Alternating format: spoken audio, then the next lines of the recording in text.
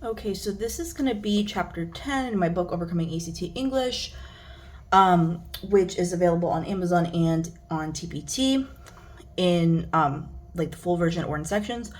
So this is going to be the sentence and paragraph order chapter. So for both the SAT and ACT, basically, you need to watch out for like the bracketed numbers and letter sort of things, like where they look like this, because that's when you know that you have one of these sentence or paragraph order things. So you see how like it could be within a paragraph or it could be like before a paragraph, because like these basically mean you have a question like before a paragraph. Those mean that you have a question about paragraph order coming up, like asking you about how the paragraphs are ordered. But if you see them in brackets within a paragraph, that means that you have a question about sentence order coming up, like if the order of these sentences is correct and like how to change it. Now you can also have like where it has letters in the brackets, and that'll be like also one of the order questions where they'll ask you something about like where something should go in relation to that, like if that would be a good place to insert something or stuff like that. Or like the best place for a sentence, like should it go there in place A or B, that sort of thing. So let's go to just go over like a couple general notes. So for the general tips, just look out for those brackets, like I just mentioned, what they mean. And when you see those, when you're skimming the passage, basically ask yourself, does anything seem out of place? And if you quickly see where it could go instead, like if you're like, oh, this sentence obviously goes at the beginning because it's like a topic sentence or whatever, or it has to do with like the preceding sentence and it nicely connects to the next one, then like quickly draw an arrow to that to help yourself out later to like show where that sentence should go. So like basically when you're skimming and you see those brackets, like think, is anything out of place that I can like spot really quickly to help me later on. But besides that, some of the steps, so basically for like sentence order questions, a lot of it is the same. That's why I say it's so important to go like two sentences above and two sentences below, because this is one of the places where that matters, like the context really matters, because you need to know if like that sentence or paragraph fits within the context that surrounds it. So like I kind of broke down the steps into like super detailed like steps, a 4-step process, but really it just boils down to, okay, what sentence are we looking at? Let's read like just do 2 above and 2 below to be safe. But like if you know it's a sentence order question, it's really only 1 above and 1 below. But like I said, like 2 above and 2 below applies to so many things. Like if you just keep that in your head as a consistent rule, it's probably easier for you. So like read above and below the sentence that you're being asked about in the question, and then just say, okay, well, does it match what's surrounding it basically? And if it doesn't, then it should probably be moved to somewhere where it will match what's surrounding it. That's basically what all these steps are getting you to do. Like look at the sentence, look what surrounds it. Does it match it? Well, it needs to. That's it. So you might get asked some questions that ask about breaking up a paragraph. So for these questions, you just kind of have to like determine where would be the main shift that's occurring in the paragraph. So like that's why I say like where does the main focus shift? Again, these questions are not very common, but it's basically like they'll give you this giant chunk of text and then they'll be like, where should you break this up into 2 paragraphs? Where would be the best place? So you have to think like, where does the topic shift? So like for this one, it says, if the writer were to divide this paragraph in 2, the logical place to begin a new paragraph would be, so like you don't have to check at each of these points. Like you could go check them one up by one if you want, but the easier thing and the more logical way to go about this is to just read it and then be like, oh, here's where I see it shifts, predict like, oh, here's where it probably is, and then find the one that matches. So let's read this. The mind's capacity to wander and create imagined worlds is fundamental to human creativity and introspection. However, for some, daydreaming can escalate beyond ordinary boundaries and into a realm called maladaptive daydreaming, characterized by prolonged and intricate daydreams that interfere with daily tasks. Maladaptive daydreaming is not simply a benign act of getting lost in thought. The term was first coined by clinical psychologist Eli Somner in 2002, who observed that some trauma survivors developed intricate daydreams as a coping mechanism. Maladaptive daydreaming can occur in people without trauma, but the intricate, absorbing nature of these daydreams is consistent. For those with maladaptive daydreaming, it's not a mere momentary drift away from the present, but an often hours-long dive into a vivid alternate reality. A 2017 study led by Neri Sofer-Dudek, at Ben Gurion University delved into the experiences of those who self-identify with maladaptive daydreaming. Through this research, patterns emerged. Subjects frequently reported, okay, so right now I'm seeing automatically there's a shift from like the general, like what is maladaptive daydream, like we're going to define it all up here. And then here they start talking about like the specific study. So this is where I'm seeing that shift occur. So this is probably where I should break up the paragraph. And I see like there's a little 7 right there. So I'm going to say sentence. The logical place to begin a new paragraph would be sentence 7, which would be D. And you see like that is the correct answer. So let's keep going. So paragraph order questions, again, it's very similar to the sentence order questions. Like it all just boils down, like you can memorize these exact steps, but it all just boils down to, does it match what's surrounding it? Like, does it match its context? So let's go ahead and read this. So it says the mind's capacity, well, we already read that. So let's pick up from, oh, actually it changes a little bit. I forgot about that. So I'll just reread it again. The mind's capacity to wander and create an imagined world is fundamental to human creativity and introspection. However, for some, daydreaming can escalate beyond ordinary boundaries and into a realm called maladaptive daydreaming. Characterized by prolonged and intricate daydreams that interfere with daily tasks, maladaptive daydreaming is not simply a benign act of getting lost in thought. The term was first coined by clinical psychologist Eli Somner in 2002, who observed that some trauma survivors developed intricate daydreams as a coping mechanism. Maladaptive daydreaming can occur in people without trauma, but the intricate, absorbing nature of these daydreams is consistent. For those with maladaptive daydreaming, it's not a mere momentary drift away from the present, but an often hour-long dive into a vivid alternate reality. A 2017 study led by Neri Sofer-Dudek at Ben Gurion University delved into the experiences of those who self-identify with maladaptive daydreaming. Through this research, patterns emerged. Subjects frequently reported vivid sensory details in their daydreams and complex storylines that would evolve over time. Many participants noted that real-life events often triggered these extended imaginings. Moreover, these daydreams had emotional implications. Some found solace in them, while others felt distress and loss of control. To identify and manage maladaptive daydreaming, there's a need for awareness and understanding. While it isn't officially recognized as a psychiatric disorder in the DSM-5, growing attention in psychological research might change this. Online forums and communities dedicated to maladaptive daydreaming have sprung up, providing platforms for sharing experiences and strategies to manage it. Some therapists even incorporate interventions for maladaptive daydreaming into their practice, assisting patients in discerning between healthy daydreaming and its maladaptive form.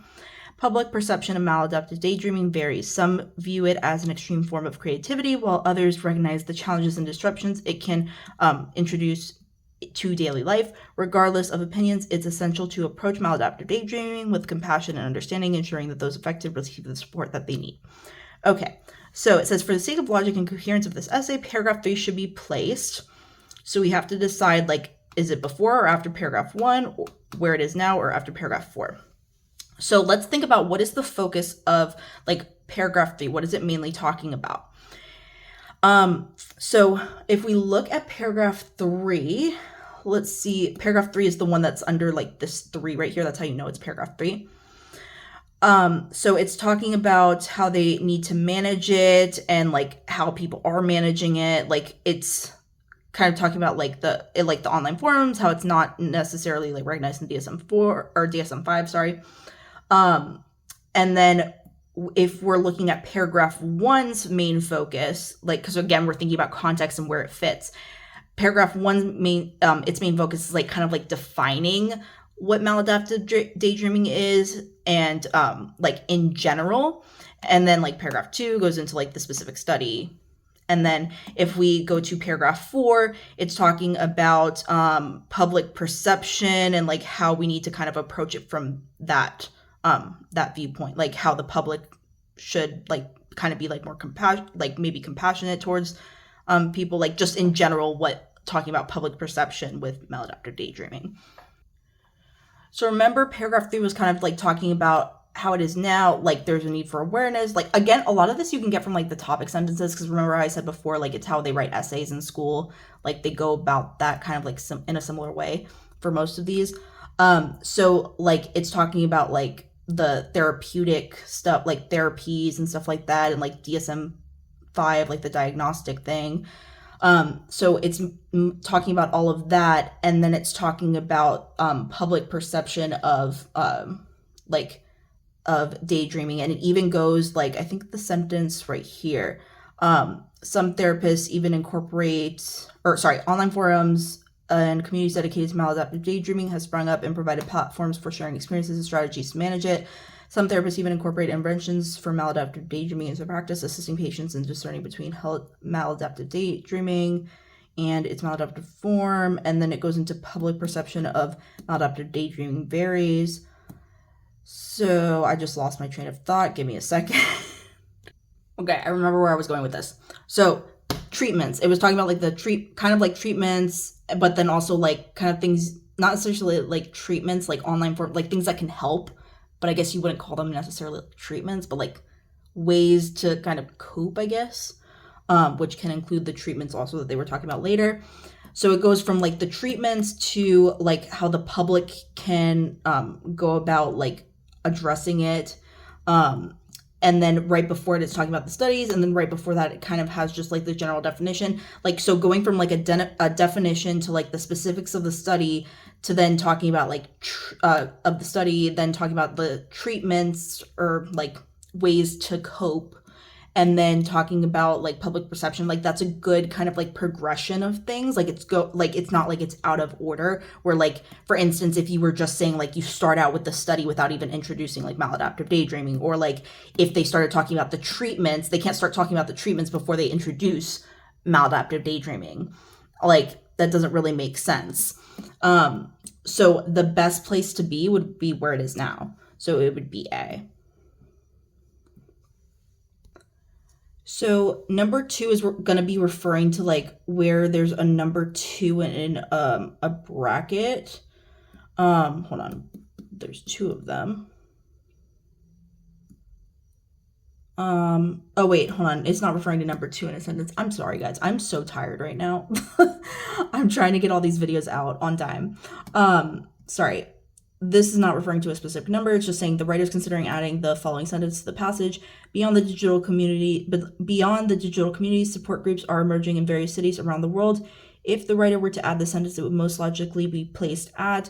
So we want something, remember, it has to match the context surrounding it. So beyond the digital communities, support groups are emerging in various cities around the world. So like something it's saying like beyond digital communities. So like it has to tie into them already talking about digital communities before that. And also support groups has to do like kind of like with the treatment. So I'm thinking it has to be somewhere in like paragraph 3, like we were just talking about. So then if we go to paragraph 3 right over here, remember they were talking about online forums and the communities dedicated to maladaptive daydreaming has sprung up. So like they're talking already about online stuff right there. So that would tie nicely into this thing right here where they're talking about beyond the digital community support groups are emerging like in cities, blah, blah, blah, across the world. So it would be placed nicely right there in point C right after they're talking about the online forums. So then obviously that's like C right there. So then let's go to this one right here. So for the sake of logic and coherence in this essay, sentence 4 in paragraph 1 should be placed. So sentence 4 in paragraph 1. So we have to go to paragraph 1. Sentence 4 means this one right here. So it says, contrary to the fleeting harmless daydreams most people experience, these aren't simple, whimsical musings. They're intense and can disrupt daily life. So I want to think about the surrounding context. So I'm just going to read a few sentences above and below. In recent years, the phenomenon of maladaptive daydreaming, MD, has gained attention from both researchers and the general public. Some researchers suggest that these daydreams possess narrative arcs, well-defined characters, and intricate plots. MD involves vivid, extensive daydreams that can last several hours. Contrary to the fleeting, harmless daydreams most people experience, these aren't simple, whimsical musings. They're intense and can disrupt daily life. The subjects of the study often recounted their daydreams with elaborate detail. Okay, so this is just automatically jumping to like the study thing. So it's asking about sentence 4 in paragraph 1 and where it should be placed. So we have to decide, is it where it is now, after sentence 1, before sentence 3, after sentence 5? So like, where does it match what's surrounding best? Also, I just found an error, which I'm going to correct in this book as soon as I'm done with this video. That 5 is supposed to be right here, actually.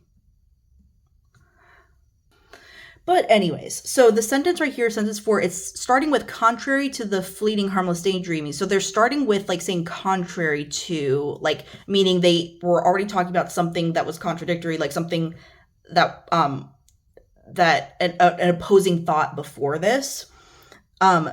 Like they're contrary, like contradiction, like they're referring to something that's a contradiction. So remember when it was talking about in sentence 2, some researchers suggest that these daydreams possess narrative arcs, well-defined characters, and intricate plots. So like they're saying like it has characters, these arcs, these plots. Like that sounds like all very like nice and positive kind of. So like even though we can have like negative plots and stuff, but like it's more of like it has a positive connotation from how they're describing it there. And then here it's going into more of like a negative connotation. So like we're showing that contradiction there because it says contrary to the fleeting harmless daydreams, like how it was described there in sentence 2. Actually, like it can be like more than just these simple whimsical musings. Like they can be like bad. So that would be best placed Actually, I don't even think that this 5 was supposed to be there. I think that I just made a typo and put it there, and I meant to only put a 4. Anyways, I'm all over the place right now. Okay, so we're showing the contradiction from the previous thought in sentence 2.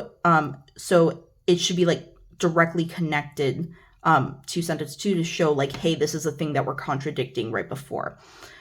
So it should be placed like right here. So either like whatever says after sentence 2 or something that says before sentence 3, because those mean the same thing, but basically saying that it needs to go right there. So before sentence 3 would be the right answer.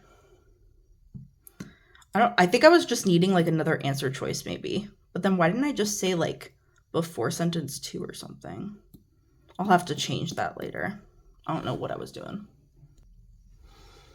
Okay, and let's move on to the next one. So it says, for the sake of logic and coherence of this essay, sentence 2 in paragraph 2 should be placed. So sentence 2, paragraph 2, and I keep showing the answers by accident. I'm so out of it. Sorry, guys. Sentence 2, paragraph 2 would be this one. In a notable study on MD. Okay, so let's read around it. The subjects of the study often recounted their daydreams with elaborate detail. In a notable study on MD, participants kept a log of their daydreamings. Disturbingly, some of the participants even expressed a preference for their dream world over the real world. The research found that these daydreams were so consuming that they could be likened to an addiction. So there was nothing about a study in the previous paragraph that would lead us to like, it's just very abrupt when they're like not talking about a study at all to like say the subjects of the study is like, what study are you referring to? Like you should probably introduce that study first. So sentence 2 should probably be the first sentence here so that we know that, hey, there's this notable study that we're introducing. In a notable study on MD, participants kept a log of their daydreams, so we know what they're referring to when they say the subjects of the study often recounted their daydreams with elaborate detail. So it should be that this is the first sentence, basically. So whatever says that. Before sentence 1, that one right there. And I just found another typo in this one, of course. I don't know why I said that this was a whole sentence. While others recognize its disruptive potential. I think because I was moving it, because originally I think this had been part of like another sentence. So let's change this to maybe, I don't know, meanwhile. So we'll say here, let me just cross it out. Meanwhile. think that's how you spell it. Meanwhile, others recognize its disruptive potential. That way it's like a whole sentence. But anywho, let's go to the actual question. So, for the sake of logic and coherence in this essay, sentence 3 and paragraph 4 should be placed. So sentence 3, we're at paragraph 4, sentence 3 right here. So we're deciding where does this one go. So let's read the whole paragraph. Over time, as awareness grows, it's hoped that those with MD will find more support and understanding from a wider community. And remember, they were talking about the treatments right before this. Some view it as merely an intensified form of regular daydreaming. As with many mental health phenomena, public perception lies behind scientific understanding, while others recognize its disruptive potential. So, like, obviously that's in the wrong place. So, because it doesn't match the surrounding context. So, some view it as merely an intensified form of regular daydreaming needs to go directly into this thought right here of meanwhile others recognize its disruptive potential. And if number 3 is the one that we're supposed to be moving, the way to do that would be to move number 3 right over here.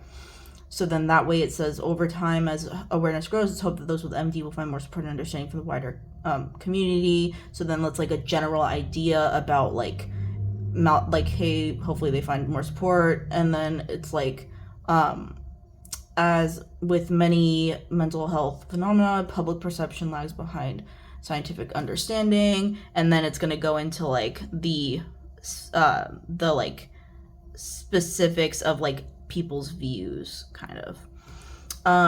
So, or like in general, how people view it. I don't know how to say that another way. Again, I'm so exhausted. I'm so sorry.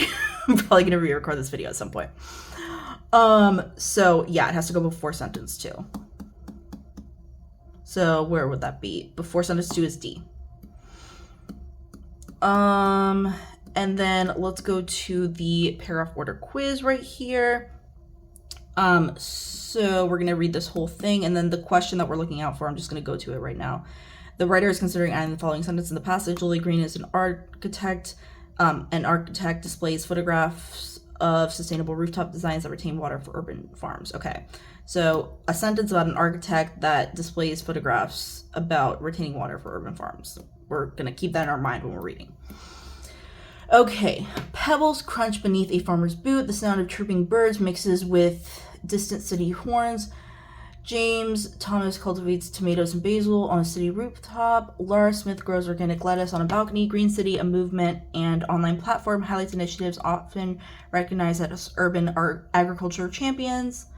Green City, a movement and online platform, highlights initiatives often recognized as urban agriculture champions, focusing on farming within concrete jungles. The efforts blend, I can never pronounce things. I read them in my head and then I can never pronounce them. Horticulture, we're gonna hope that that's right, with urban aesthetics, bringing patches of green to gray metropolitan spaces. These urban farmers not only aim to produce fresh local produce, but also to inspire city dwellers to reconsider the possibilities of their unused spaces. Okay, Maria Rodriguez, Green City's co-founder, draws inspiration from a community garden she visited in the early 2000s, surrounded by New York's bustling city noise. A community came together to plant veggies and flowers in an old parking lot. For Rodriguez, the garden symbolized a broader shift. As the 2000s progressed, more city inhabitants sought sustainable food sources in urban settings. There, they turned to urban farming. They began learning about small-scale farming online. The website flourished, evolving into a locus of urban agricultural production while also promoting eco-friendly practices. For instance, on the website's blog, resident gardener Emily Field shares techniques for maximizing yield in small spaces. Jack North, a hydroponics enthusiast, produces leafy greens in vertical farms, showcased in his tutorial Urban Towers. On Green City's blog, North mentions that these vertical systems offer a space-efficient approach to urban food production. Okay, so like right here is probably where it is, because they're saying like, they're describing like resident gardener Emily Fields does this, like Jack North does this, like, and they were talking about like some architect was doing something, I forget what it was. Displays photographs of, yeah, so she's probably doing that on the blog. So that's paragraph, what is it? 3, so it's probably going to go there in paragraph 3 somewhere. But let's keep going. Artifacts from this Green City platform have been exhibited in London's Eco Museum, City's Naturescape, and San Francisco's Earth Lab. Members of Green City continue to share their knowledge, working alongside Greet Them. So this is like general stuff. This is not giving like specific examples. These two are the ones that are giving specific examples, like, and where something like a specific example like that architect's thing would go. And the one where it's talking about like more than one person, like this one's just talking mainly about Maria Rodriguez, and then like the one where they're giving like multiple examples of different things like being posted on the blog by different people would be this one. So it's gonna be that C one, paragraph 3 options, or like sentence C. So that, or point C, that one right there. And let me just check because I'm really exhausted that that's correct. Yeah, okay. So that is it for this chapter, and again, I'll probably re-record this video. I have like a list of a bunch of videos that I want to re-record because I did them like after work while I was really tired. So as soon as I am like all done with all these books and everything, that's gonna be like at the top of my to-do list. So like sometime in 2024, early 2024, probably like March-ish. But yeah, that is it for this one.